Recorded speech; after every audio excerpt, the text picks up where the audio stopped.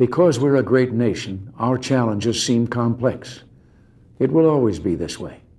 But as long as we remember our first principles and believe in ourselves, the future will always be ours.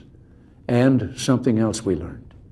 Once you begin a great movement, there's no telling where it'll end. We meant to change a nation, and instead, we changed a world.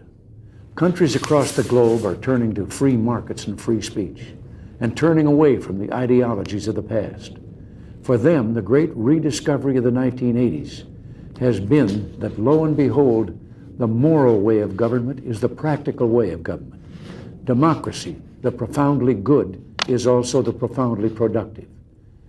When you've got to the point where you can celebrate the anniversaries of your 39th birthday, you can sit back sometimes, review your life, and see it flowing before you. For me, there was a fork in the river, and it was right in the middle of my life. I never meant to go into politics. It wasn't my intention when I was young. But I was raised to believe you had to pay your way for the blessings bestowed on you. I was happy with my career in the entertainment world, but I ultimately went into politics because I wanted to protect something precious. Ours was the first revolution in the history of mankind that truly reversed the course of government, and with three little words: we the people. We the people tell the government what to do. It doesn't tell us. We the people are the driver. The government is the car, and we decide where it should go and by what route and how fast. Almost all the world's constitutions are documents in which governments tell the people what their privileges are. Our Constitution is a document in which we, the people, tell the government what it is allowed to do. We, the people, are free. This belief has been the underlying basis for everything I've tried to do these past 8 years. But back in the 1960s, when I began, it seemed to me that we'd begun reversing the order of things, that through more and more rules and regulations and confiscatory taxes, the government was taking more of our money, more of our options, and more of our freedom. I went into politics in part to put up my hand and say, stop. I was a citizen politician, and it seemed the right thing for a citizen to do. I think we have stopped a lot of what needed stopping. And I hope we have once again reminded people that man is not free unless government is limited. There's a clear cause and effect here that is as neat and predictable as a law of physics. As government expands, liberty contracts. Nothing is less free than pure communism, and yet we have, the past few years, forged a satisfying new closeness with the Soviet Union. I've been asked if this isn't a gamble, and my answer is no, because we're basing our actions not on words, but deeds. The détente of the 1970s was based not on actions, but promises. They'd promised to treat their own people and the people of the world better, but the Gulag was still the Gulag, and the state was still expansionist, and they still waged proxy wars in Africa, Asia, and Latin America. Well, this time, so far, it's different. President Gorbachev has brought about some internal democratic reforms and begun the withdrawal from Afghanistan. He has also freed prisoners whose names I've given him every time we've met. But life has a way of reminding you of big things through small incidents. Once during the heady days of the Moscow summit, Nancy and I decided to break off from the entourage one afternoon to visit the shops on Arbat Street. That's a little street just off Moscow's main shopping area. Even though our visit was a surprise, every Russian there immediately recognized us and called out our names and reached for our hands. We were just about swept away by the warmth. You could almost feel the possibilities in all that joy. But within seconds, a KGB detail pushed their way toward us and began pushing and shoving the people in the crowd. It was an interesting moment. It reminded me that while the man on the street in the Soviet Union yearns for peace, the government is communist, and those who run it are communists. And that means we and they view such issues as freedom and human rights very differently. We must keep up our guard, but we must also continue to work together to lessen and eliminate tension and mistrust. My view is that President Gorbachev is different from previous Soviet leaders. I think he knows some of the things wrong with his society and is trying to fix them. We wish him well, and we'll continue to work to make sure that the Soviet Union that eventually emerges from this process is a less threatening one. What it all boils down to is this: I want the new closeness to continue, and it will, as long as we make it clear that we will continue to act in a certain way as long as they continue to act in a helpful manner.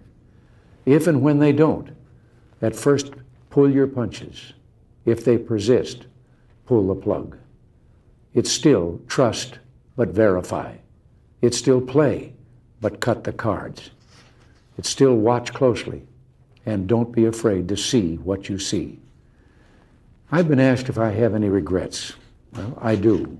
The deficit is one. I've been talking a great deal about that lately, but tonight isn't for arguments, and I'm going to hold my tongue. But in observation, I've had my share of victories in the Congress, but what few people noticed is that I never won anything you didn't win for me. They never saw my troops. They never saw Reagan's regiments, the American people.